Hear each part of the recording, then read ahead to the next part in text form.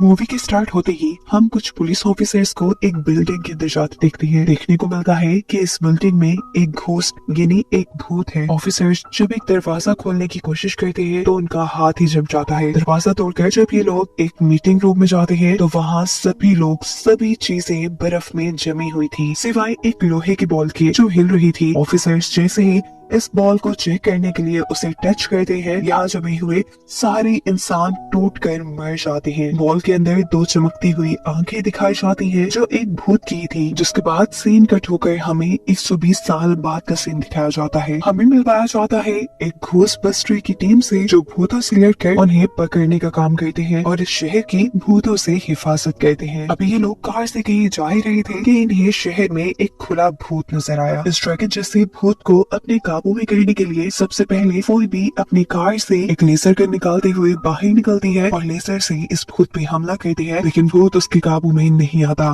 तभी उसका दूसरा साथी कार के अंदर से एक छोटी सी डिवाइस निकालकर इस भूत को पकड़ने की कोशिश करता है, लेकिन जब ये लोग इसमें भी नाकाम रहते हैं तो कैली नामी इनकी टीम लीडर बड़ी ही होशियारी से अपने एक ड्रोन को इस भूत के ऊपर भेजते हुए फाइनली इस भूत को काबू में कर लेती है। इस भूत को पकड़ने के चक्कर में इनका ध्यान तो सड़क पे रहा ही नहीं था। सड़क पे ये लोग बहुत नुकसान कर चुके थे, इनका अपना एक्सीडेंट भी हो चुका था और इस सारे नुकसान की वजह से इन्हें मेयर के पास बुलाया जाता है जो उनसे कहते हैं घोस्टबस्टर्स आप लोग शहर में बहुत नुकसान कर रहे हैं, अगर ऐसा ही चलता रहा तो आप लोग का काम रोक दिया जाएगा। जवाब में घोस्टबस्टर्स कहते हैं लेकिन हम तो शहर को भूतों से बचा रहे थे, लेकिन मेयर के मुताबिक ऐसा और चलने वाला नहीं था। मेयर सबसे पहले तो उनके ग्रुप से फोइबी को निकालने को कहते हैं क्योंकि अभी उसकी उम्र सिर्फ 15 साल है जो अभी इस काम के लिए मैच्योर नहीं है। घोस्टबस्टर मेयर को कन्विंस करने की कोशिश करते हैं लेकिन वो अपना फैसला सुना चुके थे। ये लोग अब केली के घर पर आते हैं जहाँ फोइबी अपने ग्रुप से नाराज नजर आ रही है क्योंकि वो मेयर की बात मानते हुए उसे अपने ग्रुप से कुछ टाइम के लिए बाहर निकाल चुके थे। यहाँ घोस्टबस्टर्स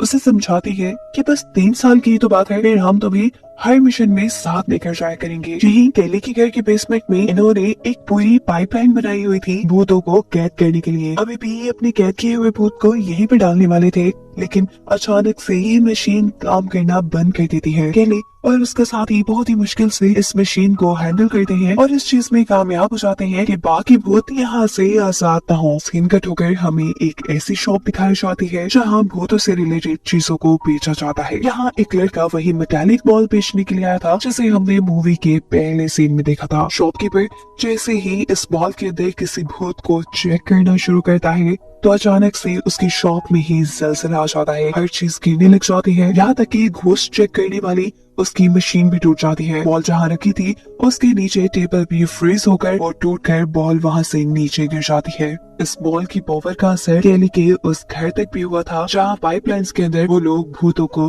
कैद करते थे। अचानक से उसके घर में बहुत बड़ी दरार आ चुकी थी। यही ऊपर केली का दूसरा साथी उन्हीं के घर में एक भूत को पकड़ने की कोशिश में लगा हुआ था। वो लड़का जैसे ही भूत को पकड़ने लगता है भूत उसी के ऊपर से गुजरते हुए उसे चकमा देकर यहाँ से भाग जाता है। वो भूत के भागने की खबर जल्दी से जाकर अपनी टीम को बताता है और सभी उस भूत को पकड़ने के लिए निकल जाते हैं। फोइबी को यही अकेला छोड़कर बेचारी अकेली फोइबी यहाँ क्या करती, वो चेस खेलने लगती है तो नोटिस करती है कि एक भूत उसके साथ चेस खेलने लगी थी। पहले फोइबी को थोड़ा अजीब लगता है लेकिन अब अगर उसके दोस्त नहीं तो ये भूत ही सही, वो खेलना कंटिन्यू करती है और हैरान होकर अब भूत उसके सामने आकर उसे सवाल कहती है क्या तुम्हें मुझसे डर नहीं लगता। कोई भी कहती है अरे मेरा तो रोज का काम है। अब अगले दिन हमें दिखाया जाता है कि केली अपने घर पे एक घोस्ट इंजीनियर को बुलाती है अपनी भूतिया पाइपलाइंस को ठीक करवाने के लिए। इंजीनियर उनकी ये पाइपलाइंस देखते हुए कहते हैं कि एक मर्तबा यहाँ पे हमला हुआ था, लेकिन परेशानी की बात ये है मैंने भूतों के लिए एक नया बेस बनाया है, वहाँ हम सब लोग मिलकर भूतों के ऊपर रिसर्च भी करते हैं और साथ वहीं की पाइपलाइंस के अंदर हम भूतों को कैद भी कर लेते हैं। ये जगह तो घोस्टबस्टर्स के लिए काफी इंटरेस्टिंग थी। यहीं पर घोस्ट इंजीनियर घोस्टबस्टर को एक ऐसी मशीन भी दिखाता है जिसके अंदर किसी भी भूतिया चीज को रखने से उसका भूत मशीन के जरिए ही बाहर निकल आता है।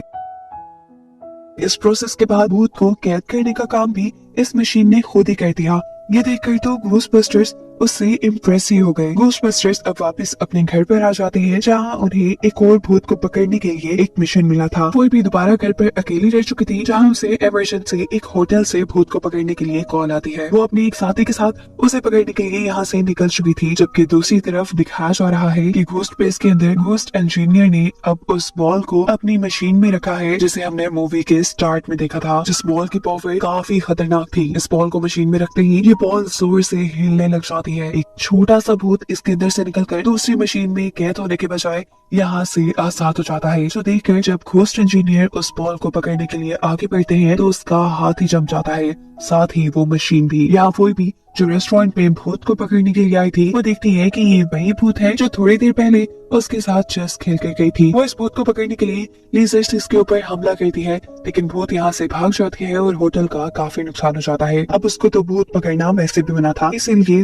वो नाकाम ही घर लौटती है तो देखती है कि वो भूत उसके घर पे ही थी और उससे बातें भी कर रही थी। वो इनके घर की भूतिया पाइपलाइंस को देखकर हैरान थी। वो भी बताती है कि मेरे नाना की है और हम यहाँ भूतों को कैद रखते हैं। इन्हीं की बातों के दौरान यहाँ अब वो भूत आता है जो मेटालिक बॉल से निकला था। अपने आप को जाहिर किए बिना उसने मेलोडी नाम के भूत से कोई बात की, जिसके जवाब में मेलोडी ने कहा, तुम बस इंतजार करो, मैं तुम्हारा काम इस लड़की के जरिए करवा दूंगी। साफ जाहिर है कि मेलोडी नामी इस भूत का बार बार फोइबी के सामने आना कोई इत्तेफाक नहीं है। सब भूत मिलकर कुछ बड़ा प्लान कर रहे थे। दिखाया जाता है कि फोइबी का एक साथी अभी भी उसे ग्रीन भूत को पकड़ने की कोशिश में लगा हुआ था। इससे पहले कि अभी भी वो इस भूत को पकड़ पाता, अचानक उनका घर जोर से हिलता है। ये सभी नीचे आकर जब चेक करते हैं तो पता चलता है कि इनकी भूतिया पाइपलाइन को किसी ने फ्रीज करके तोड़ने की कोशिश की थी। दूसरी तरफ घोस्ट प्लेस के अंदर घोस्ट इंजीनियर अपने साथियों को उसी मेटल बॉल के ऊपर बॉल से एक्सपेरिमेंट करके दिखा रहा था, जैसा कि जब इस बॉल को जलाया जाता वो तब भी मेल्ट होने के बजाय जम जाती थी, और अगर उसे भूतों के पास किया जाता था तो सारे भूत किसी मैग्नेट की तरह उसके पास आने लगते थे। ऐसी पावर्स रखने वाली कोई चीज इन लोगों ने पहली बार देखी थी। ये लोग अब इस बॉल के बारे में पता चलाने के लिए उस आदमी को बुलाने का फैसला करते हैं जो ये बॉल उनके शॉप पे बेच के गया था। ये लोग अब इस मेटल बॉल के मालिक के घर पे आते हैं, जो इस मेटल बॉल के बारे में पूछने पे बताता है कि वो तो मेरी ग्रैंड माँ की थी जो अब मर चुकी है। वो अब उन्हें अपने घर में बने एक अजीब कमरे में लेकर आता है, जहाँ पर पुराने सोल्जर्स का सामान रखा हुआ था। ये लोग अब इस लड़की को लेकर अपनी लैब में आ जाते हैं, जहाँ एक एक्सपर्ट इस लड़के को टेस्ट करने लग जाता है कि कहीं ये भी तो किसी भूत के साथ कनेक्ट तो नहीं है, या इसके अंदर भी कोई और पावर्स तो नहीं है। यहाँ ये लोग नोटिस करते हैं कि जैसे जैसे इस लड़के के इमोशन चेंज होते हैं, वैसे ही उसके पीछे चली एक आग के लैंप पे असर पड़ता था। यहाँ दिखाया जाता है कि फोई भी उसी शॉपकीपर के पास है जो भूतिया चीजें खरीदता था। ये लोग भी उसी मेटल के बॉल की पावर्स को लेकर परेशान थे, जहाँ शॉपकीपर का असिस्टेंट आकर उन्हें एक ऐसे यूट्यूबर के बारे में बताता है जो भूतिया चीजों के ऊपर ही बात किया करता था। साथ ही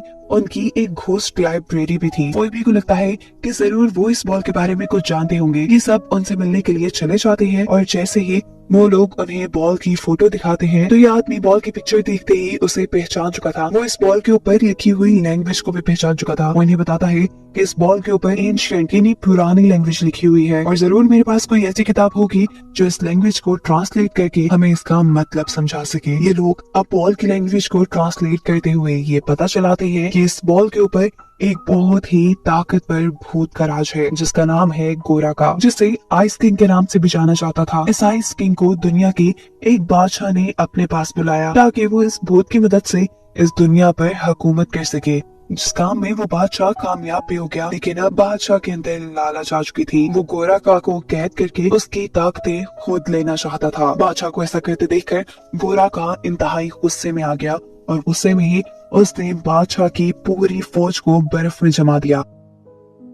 गोराका का गुस्सा इतना बढ़ चुका था कि अब वो पूरी दुनिया को तबाह कर सकता था, और उससे इस दुनिया को बचाने के लिए फायर मास्टर्स सामने आए, जिनके अंदर आग को कंट्रोल करने की ताकत थी। उन्होंने आखिर में गोराका को हराकर उसे पिघलाकर उस बॉल में बंद कर डाला, जिसके बाद से उस बॉल की हिफाजत करने की जिम्मेदारी फायर मास्टर्स की ही थी। यहीं पर यह आदमी कोई भी के साथियों को गोराका की रिकॉर्डिंग भी सुनाता है। जब ये लोग रिकॉर्डिंग सुन ही रहे थे, अचानक एक रेड कलर का घोस्ट उनके इंस्ट्रूमेंट्स को कंट्रोल करते हुए वो सारी रिकॉर्डिंग पैक करके एक कचरे के डब्बे में डाल लेता है और जब सारे उस रिकॉर्डिंग को पकड़ने के लिए उसके पीछे भागते हैं तो वो उस कचरे के बैग को लेकर वहाँ से भाग जाता है। हार कर ये लोग जैसे ही बिल्डिंग से बाहर निकले तो वो रेड कलर का घोस्ट यहाँ एक शेर के पुतले में था। इससे पहले वो शेर की शक्ल में इनके ऊपर हमला करता, कोई भी अपनी इलेक्ट्रिक गन से उसके ऊपर हमला करती है जिससे वो पुतला टूट जाता है। गोराका की रिकॉर्डिंग फट जाती है और यहाँ दोबारा से तबाही होती है। इसीलिए फोइबी को दोबारा पुलिस अरेस्ट कर लेती है। फोइबी की इस गलती की सजा अब पूरे घोस्टबस्टर ग्रुप को मिलने वाली थी। मेरे कहते हैं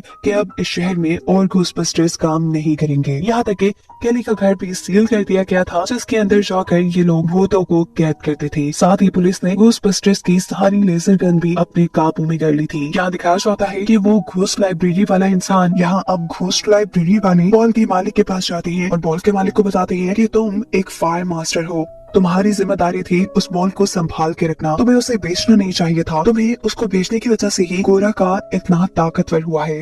इससे पहले कि गोराका अब इस दुनिया के ऊपर कोई मुसीबत ले आए, तुम्हें अपनी पावर्स को जानना होगा, उन्हें एक्टिवेट करना होगा ताकि तुम उस बॉल को कंट्रोल कर सको। इस आदमी को तो कुछ पल्ले नहीं पड़ रहा था। वो कहता है मैं ये कैसे करूंगा, मैंने तो आज तक कभी किया भी नहीं। वो जैसे ही उंगली का इशारा सामने चलती हुई आग पे करता है तो देखता है कि आग बिना किसी मुश्किल के उसके इशारों की तरह मूव हो रही थी। इस चीज ने तो उसे खुद भी हैरान कर दिया था। यहाँ फोइबी जो अपने ग्रुप को मुसीबत में डालने की वजह से काफी उदास थी, इसी उदासी में वो उस भूत से मिलती है जो उसकी काफी हद तक दोस्त बन चुकी है। फोइबी उससे कहती है कि मैं हमेशा कोई ना कोई गड़बड़ कर देती हूँ, मैं बहुत बुरी हूँ। जिसके जवाब में भूत कहती है अरे ऐसा बिल्कुल नहीं है। वो उसको उन्हीं की घोस्ट प्लेस के अंदर ले जाकर कहती है आओ मैं तुम्हें एक मैजिक दिखाती हूँ। वो फोइबी को घोस्ट चैम्बर के अंदर भेजती है और मशीन को ऑन कर देती है जिसमें एक इंसान के जाने की वजह से उसकी बॉडी का भूत यानी उसकी रूह उसकी बॉडी से बाहर निकल चुकी थी। जिसके बाद ये भूत फोइबी से कहती है मुझे माफ कर देना, मैं तुम्हारी अच्छाई का फायदा उठा रही हूँ।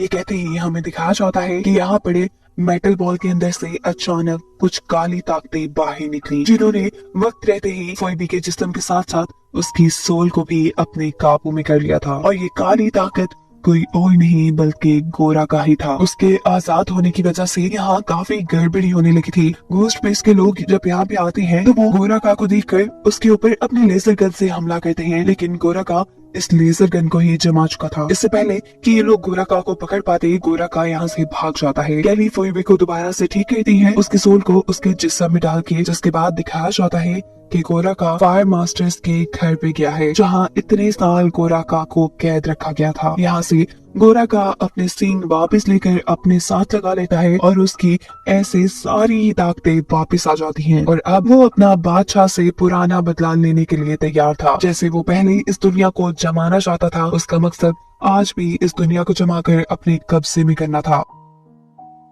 देखते ही देखते वो पूरी दुनिया में बर्फीला तूफान ला चुका था। हवा, सड़क, हर जगह बर्फ फैल चुकी थी। शहर की ये हालत देखकर सभी घोस्टबस्टर घोस्ट बेस के ऊपर जमा होते हैं। घोस्ट लाइब्रेरी का मालिक यहाँ इन सबको बताता है कि ये जो बर्फीला तूफान आया है ये गोराका लेके आया है और गोराका को सिर्फ एक फायर मास्टर ही कंट्रोल कर सकता है। और हमने फायर मास्टर भी ढूंढ लिया है जो उन्हें बिना किसी लाइटर के एक कैंडल को चला के दिखाता है। ये देखकर घोस्टबस्टर्स को उसके ऊपर कुछ ज्यादा यकीन नहीं था। वो घोस्ट इंजीनियर से कहते हैं कि हमें लेजर गन्स की जरूरत पड़ेगी जो सब पुलिस ले गई। और यहाँ घोस्ट इंजीनियर उन्हें लेटेस्ट मॉडल के कुछ सूट और लेजर गन दिखाता है जिससे आसानी से वो लोग भूतों से लड़ सकते थे। यहाँ इन सब घोस्टबस्टर्स को रोकने के लिए वो रेड घोस्ट यहाँ आया जो सभी मशीन्स को अपने कंट्रोल में कर सकता था, वो भी गोराका के कहने पर। इससे पहले कि ये लोग बाहर निकल पाते वो रेड घोस्ट इन्हीं की एक लेटेस्ट मॉडल की कार को अपने काबू में करते हुए उसके लेजर से यहाँ एक घोस्टबस्टर के ऊपर हमला करने लगता है। इससे पहले कि घोस्टबस्टर का साथी इस हमले से मर जाता, यहाँ फायर मास्टर इस लेजर को अपनी पावर्स से बेंड करके उस बच्चे को बचा लेता है। जिसके बाद ये लोग जब खुद रेड घोस्ट के ऊपर अपनी लेजर से हमला करते हैं तो रेड घोस्ट एक पिज्जा के अंदर चला जाता है और यहाँ एक ग्रीन कलर का वो घोस्ट जो हमेशा से इनके घर से नहीं निकल पाया था वो इस पिज्जा के साथ इस घोस्ट को भी खा लेता है। एक से तो इनकी जान बचती है। जिसके बाद दूसरी भूत से निपटने के लिए फोइबी अपनी बेसमेंट में जाती है जहाँ ये भूत फोइबी से माफी मांग रही थी। वो कहती है कि मेरे पास और कोई रास्ता नहीं था सिवाय इसके, मेरा मकसद सिर्फ अपने आप को आजाद करवाना था। फोइबी से कहती है कि तुम गलत हो, अच्छाई भी तो तुम्हारा रास्ता बन सकती थी, तुमने यही गलत रास्ता क्यों चुना जिसकी वजह से अब पूरी दुनिया के इंसान मुसीबत में है। तुम देख तो रही हो पूरी दुनिया के साथ सभी इंसान भी जम चुके हैं। अभी ये लोग यही बातें ही कर रहे थे कि पीछे से गोरा का दीवार तोड़ते हुए अंदर आ जाता है, जहाँ सभी घोस्टबस्टर मिलकर लेजर से उनके ऊपर हमला करते हैं, लेकिन गोरा का सभी के लेजर जमा कर तोड़ देता है। गोरा का अब अपनी पावर से यहाँ पर वो पाइपलाइन भी तोड़ चुका था जिसके अंदर ये लोग भूतों को कैद करते थे। सारे भूत यहाँ से निकलकर जगह जगह शहर में फैलकर लोगों को तंग करना शुरू कर देते हैं, जो लोग पहले से ही बर्फ के अंदर जमे हुए थे। इससे पहले कि गोरा का यहाँ कोई और तबाही करता कोई भी की, वो दूसरी दोस्त भूत यहाँ एक माचिस की तिल्ली जलाकर फायर मास्टर के आगे करती है। इस शोले को ये फायर मास्टर अपनी पावर्स की मदद से बहुत ज्यादा बढ़ाकर इसे गोरा का के ऊपर हमला करता है। गोरा का इस हमले से कमजोर होने लगा था। उसको कमजोर होता देखकर सारे घोस्टबस्टर मिलकर अपने लेजर से उसके ऊपर हमला करते हैं, जिससे वो उनके कंट्रोल में आने लग जाता है। उसे पूरी तरह कंट्रोल करने के लिए एक घोस्टबस्टर यहाँ पर उनकी घोस्ट को कैद करने वाली पाइपलाइन को ऑन करने को कहता है, जो पहले खराब हो चुकी थी। ये लोग किसी उम्मीद के चलते जब उसे ऑन करते हैं तो किस्मत से वो चल भी जाती है। ये मशीन अब गोरा का के साथ काफी सारे मॉन्स्टर्स को अपने अंदर हड़प कर गई थी। उसके कैद होते ही यहाँ उसकी सारी ताकतों का असर भी खत्म होने लगा था और इस दुनिया के ऊपर से बर्फ भी हटने लगी थी। फोइबी की दोस्त जिसने गोरा का को हराने में उनकी मदद की थी, वो यहाँ फोइबी के सामने आकर उससे कहती है कि तुमने ठीक कहा था, अच्छाई भी आजादी का रास्ता हो सकती है। और देखो, मैं आजाद हो गई। वो अब इस दुनिया से आफ्टर लाइफ में जा चुकी थी। ये लोग अब जैसे ही अपनी घोस्ट स्पेस से बाहर निकलते हैं तो पूरा शहर उन्हें अप्रिशिएट करने के लिए खड़ा हुआ था, क्योंकि उन्होंने इन लोगों की जान बचा ली थी। मेयर जो कि घोस्टबस्टर्स को बिल्कुल पसंद नहीं करता था, मजबूरी में सब लोगों के सामने उसे भी घोस्टबस्टर्स की तारीफ करनी पड़ती है। साथ ही वो फोइबी को भी उसकी टीम के साथ काम करने की इजाजत दे देता है और इस बात से घोस्टबस्टर का एक ग्रुप काफी खुश होता है। अब जैसे हम पहले चाहते हैं कि गोरा का के घोस्ट पाइपलाइन के ऊपर हमला करने की वजह से काफी सारे घोस्ट आजाद हो गए थे, इसीलिए अब घोस्टबस्टर्स के पास तो बहुत काम था इन सारे भूतों को पकड़ने का, जहाँ कुछ भूत किसी एक आदमी का ट्रक भी लेकर भाग गए थे। और इसी को दिखाते हुए ये कहानी यहाँ खत्म हो जाती है।